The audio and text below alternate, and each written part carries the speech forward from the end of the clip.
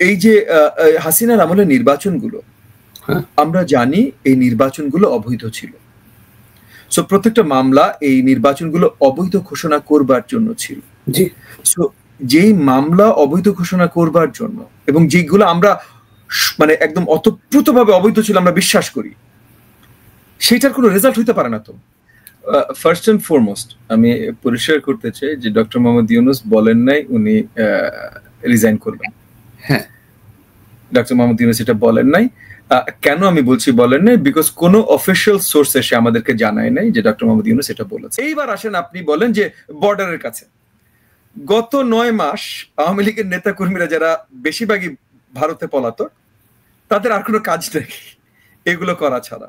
এবং আমি শিওর ভাই আপনি খুব ভালো করে জানেন গত মাসখানেক যে ঘটনাটা ঘটেছে, যে ভারতের সরকার একটু অ্যাক্টিভ হয়েছে এদেরকে এখন ভিসা টিসা বাতিল করে খোদাফেজ করার, ডিপোর্ট করার। রাইট, জি, ভিসা বাতিল করে যে খোদাফেজ করার একটা প্রবণতা ভারতের সরকারের ভিতরে এসেছে, সেটাকে আমি সাধুবাদ জানাই। কারণ এটা লাইক বাংলাদেশের বন্ধু পরায়ণতার মানে তাদের ভিতরে একটা স্ট্যান্সের বদল আসার, যে না আচ্ছা ঠিক আছে হোয়াট আওয়ামী লীগের সাথে থেকে আমরা ভুল করেছি, এটা বদল আসার হয়তো একটা নমুনা হতেই পারে, আমি জানি না, বাট যদি হয় সেটাকে আমি সাধুবাদ জানাই।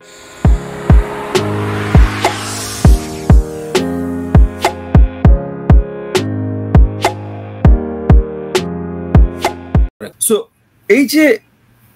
এই যে হাসিনার আমলের নির্বাচনগুলো, আমরা জানি এই নির্বাচনগুলো অবৈধ ছিল।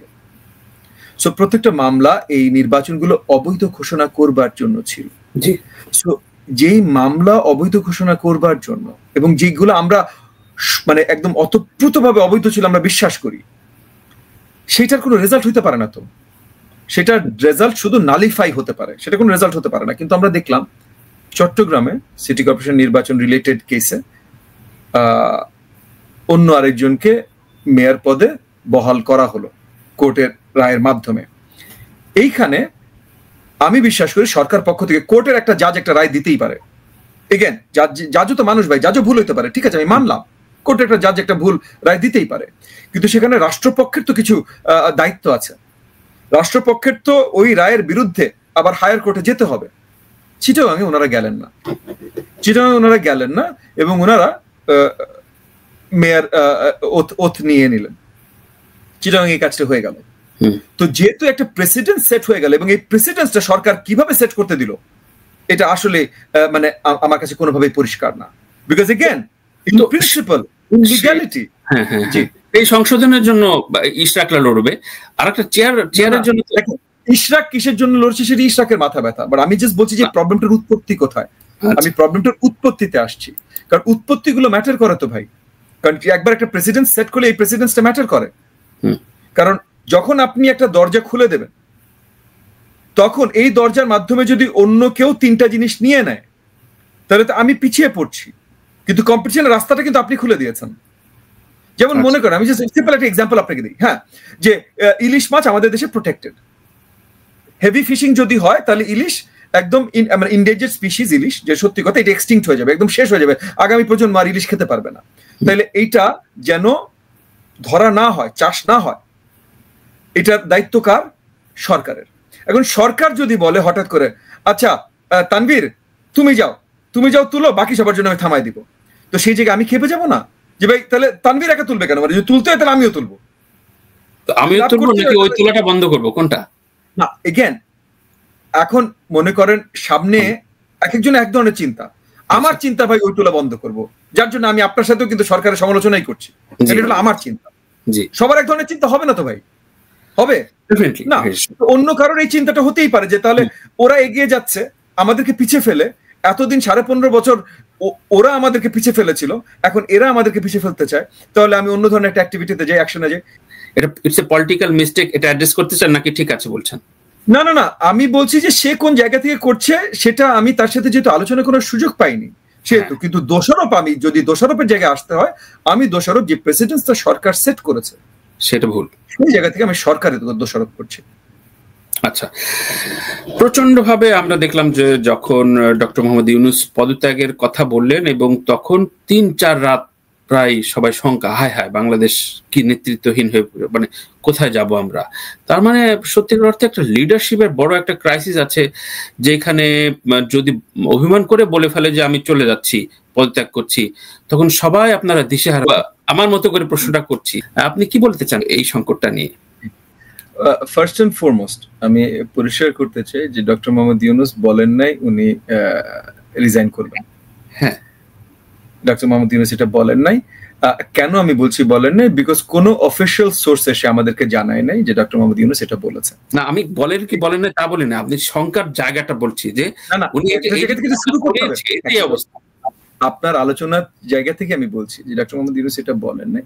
এইটা এনসিপির নেতা বলেছেন যে তার কাছে ডক্টর মোহাম্মদ ইউনূস বলেছেন। ডক্টর মোহাম্মদ ইউনূসের কোনো অফিসিয়াল সোর্স এটা পরিষ্কার করেন নাই। আর যেহেতু করেন নাই, মানে সরকার প্রধান যিনি আছেন সে কি বলবেন সেটা সরকারের ভেতর থেকে ক্ল্যারিফিকেশন আসবে। যেহেতু কোনো ধরনের আওয়াজ সরকারের ভেতর থেকে এটা নিয়ে আসে নাই, আমি ধরেই নিচ্ছি এটা মিথ্যাচার, ফার্স্ট এন্ড ফরমোস্ট। ওকে, আমি ধরে নিচ্ছি মিথ্যাচার। আচ্ছা, সো তাহলে এটা নিয়ে আর বড় আলোচনা নাই। কিন্তু এই মিথ্যাচার থেকে একটা আশঙ্কা তৈরি হয়েছে। আশঙ্কা কেন তৈরি হয়েছে? আশঙ্কাটা তৈরি করাতে লাভ কার হয়েছে? যারা এই প্রপোজিশনটা সামনে নিয়ে এসছে, মিথ্যাচারী বলি, যারা এই মিথ্যাচারটাকে সামনে নিয়ে এসছে, তারা এই মিথ্যাচারের মাধ্যমে নিশ্চয়ই কিছু না কিছু চেয়েছে। কি চাইতে পারে?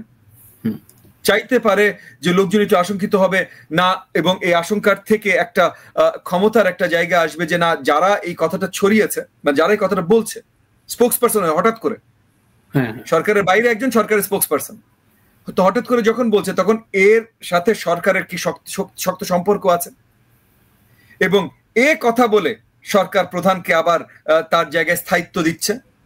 সো তাইলে এর প্রাধান্যটা কতখানি? সো এই জায়গাটা একটা তৈরির প্রচেষ্টা বা প্রবণতা হয়তো এখানে ছিল।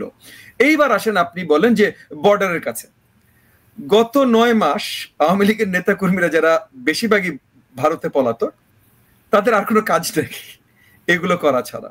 এবং আমি শিওর ভাই আপনি খুব ভালো করে জানেন গত মাসখানেক যে ঘটনাটা ঘটেছে, যে ভারতের সরকার একটু অ্যাক্টিভ হয়েছে এদেরকে এখন ভিসা টিসা বাতিল করে খোদাফেজ করার, ডিপোর্ট করার, রাইট? জি, ভিসা বাতিল করে যে খোদাফেজ করার একটা প্রবণতা ভারতের সরকারের ভিতরে এসেছে, সেটাকে আমি সাধুবাদ জানাই। কারণ এটা লাইক বাংলাদেশের বন্ধু পরায়ণতার মানে তাদের ভিতরে একটা স্ট্যান্সের বদল আসার, যে না আচ্ছা ঠিক আছে হোয়াট, আওয়ামী লীগের সাথে থেকে আমরা ভুল করেছি, এটা বদল আসার হয়তো একটা নমুনা হতেই পারে, আমি জানি না, বাট যদি হয় সেটাকে আমি সাধুবাদ জানাই। ইদার ওয়ে তারা এখন অত্যন্ত উদ্গ্রীব উৎসাহী দেশে ঢোকার জন্য বা ওই যে বর্ডারে লাফালাফি করার জন্য। তো সেই জিনিসটা হচ্ছে।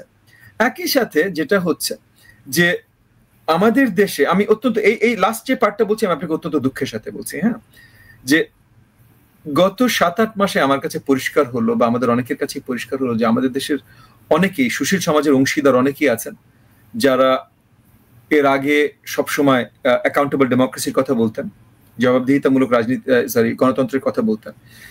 আওয়ামী লীগের আগের সরকারগুলো যখন গণতন্ত্র ছিল, জবাবদিহিতাটা পুরোপুরি ছিল না, তখন তারা শক্তভাবে জবাবদিহিতার কথা বলতেন, গণতন্ত্রের মধ্যে জবাবদিহিতা আনার কথা বলতেন। আওয়ামী লীগের আমলে তারা গণতন্ত্রের কথা বলতেন, জবাবদিহির কথা বলতেন। আমরা মনে করতাম ওনারা গণতন্ত্রে বিশ্বাসী। গত কয়েক মাসে দেখলাম যে ওনারা আসলে গণতন্ত্রে বিশ্বাসী না, ওনারা না একেবারেই বিশ্বাসী না। ওনারা নিজেরা কি চান এইটা বাস্তবায়ন দেখায় বিশ্বাসী। গণতন্ত্র জনগণ কি চায়, নট কোনো আইভরি টাওয়ারে বসে কি চায়। আপনার 5টা পিএইচডি থাকলে আপনি জানবেন জনগণের কি প্রয়োজন, এটা সত্যি না ভাই। হ্যাঁ, আমি বছরের পর বছর, দশকের উপরে 1.5 দশক ধরে মাঠে ঘাটে ঘোরাঘুরি, এবং আমি মনে করি এগেন আমরা অনেকেই আমরা যেটা করি নিজের উপরে থেকে বিশ্বাস থেকে আমরা একটু বেশি বলি, আমি আমার জায়গা থেকেই বলছি। কিন্তু আমি মনে করি যে বাংলাদেশের অনেক বড় বড় দলের বড় বড় নেতার থেকে বাংলাদেশকে আমি হয়তো একটু বেটার চিনি। কেন কেন এই কথা বলছি এটা আমি আপনাকে পরিষ্কার করি। বেটার চেনেন? হ্যাঁ, বেটার চিনি, এটা আমি মনে করি ভাই। আমি কেন এই কথা বললাম এটা আমি আপনাকে বলি। একটা বললো 18 কোটি বাংলাদেশ, 18 কোটি জনগণকে চেনা কারো দ্বারা সম্ভব না, কারো দ্বারা সম্ভব না। কিন্তু আমাদের দেশের রাজনীতিতে যেটা হয়, বেশিরভাগ নেতারা উনাদের নির্বাচনী এলাকায় যে অভ্যস্ত, দেশব্যাপী বেশিরভাগ জায়গায় ওনারা যান না, ওনাদের নির্বাচনী এলাকায় ওনারা বেশি যান। সো ওনারা একটা এলাকা হয়তো ভালোভাবে চিনতে পারেন, অনেক নির্বাচনী এলাকায় যেতেন গত 10 বছরে অন্তত 80% 70% উপরে এমপি ঢাকা থাকতেন, তার মধ্যে 40% দেশের বাইরে থাকতেন এমপি।